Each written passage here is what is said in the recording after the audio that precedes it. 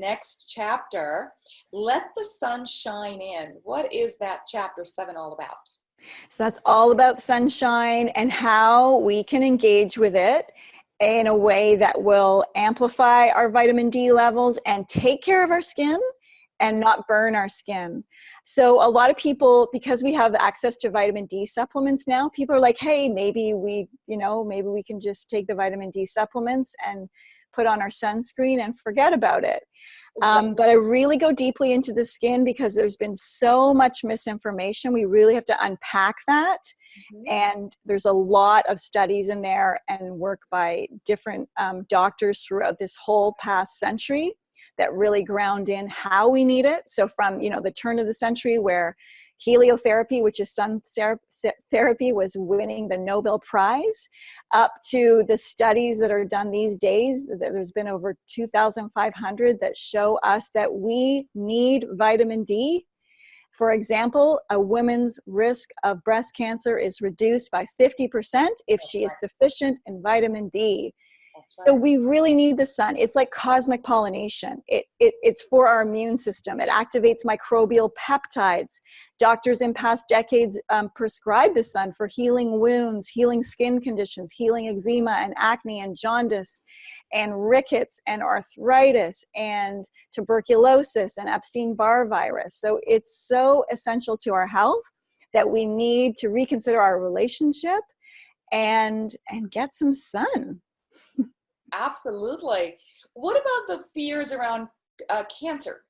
Yeah. So when we really look at the science out there, we can see that, the sun really doesn't seem to cause melanoma, that it shows up in places where the skin isn't normally exposed to the sun. It shows it's way less of an issue for people that live close to the equator. It's less of an issue for people that get more outdoor activities, for people that work outside. So we have all that. There's a great book by Dr. Bernard Ackerman, who is a founding father of dermatopathology, which is skin disease.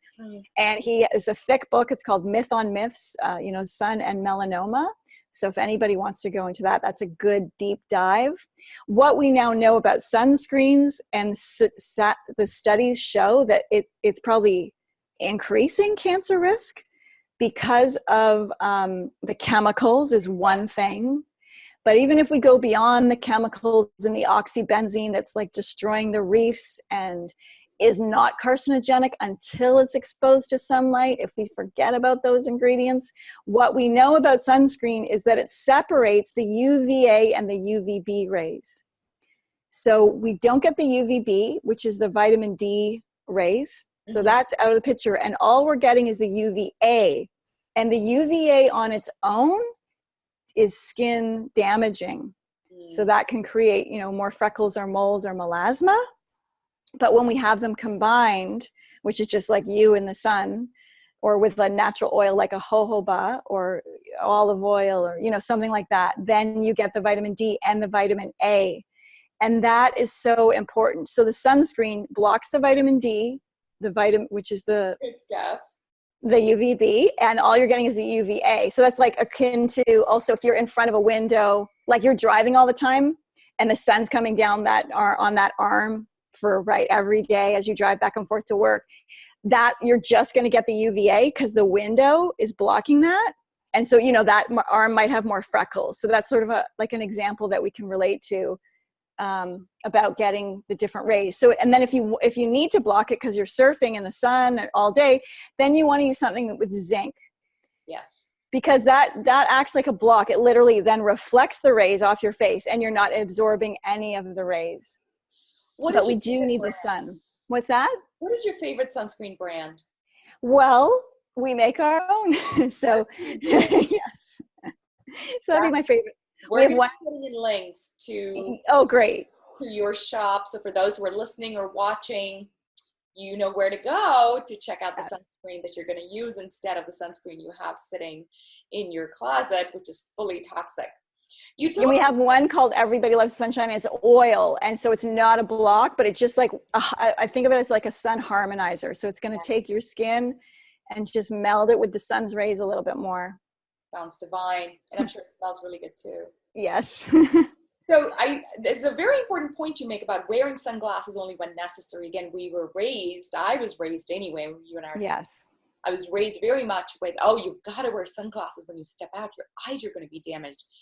And you shared that's not the case. Talk a little bit about what are you saying about sunglasses and eyes and sun? Well, we really do need more sunlight in our eyes. Like, I'm not saying direct, although it is great to actually have direct contact with the sun about an hour after it rises and an hour before it sets. It's at the right level of brightness to absorb that cosmic information, which is beyond even what we know. But it does, it's good for the glands. It's good for the suprachiasmatic nucleus in the brain. We need all those wavelengths. Even science to this day hasn't named all the wavelengths and the spectrums of what we're getting from the sun.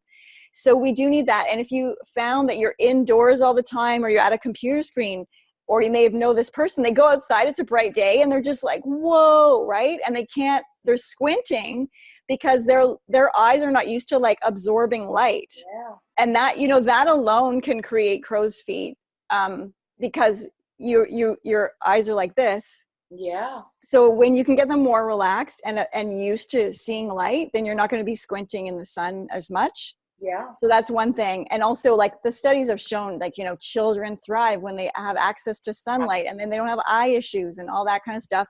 But one really fascinating thing was in the 1920s, there's this clinic in Switzerland so Dr. Auguste Rollier, he created these clinics where people would come and sunbathe. And it was it was like a hospital. You can look at pictures up on Google. It's like an amazing thing.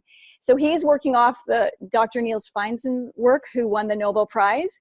And he found, because all they were doing was experimenting with the sun and healing people, and that the healing benefits of the sun wouldn't happen if somebody was wearing sunglasses. Wow. But they would still get the benefits if they were in the shade. They're not getting the full benefits because they're not getting the tan, but of the light spectrum.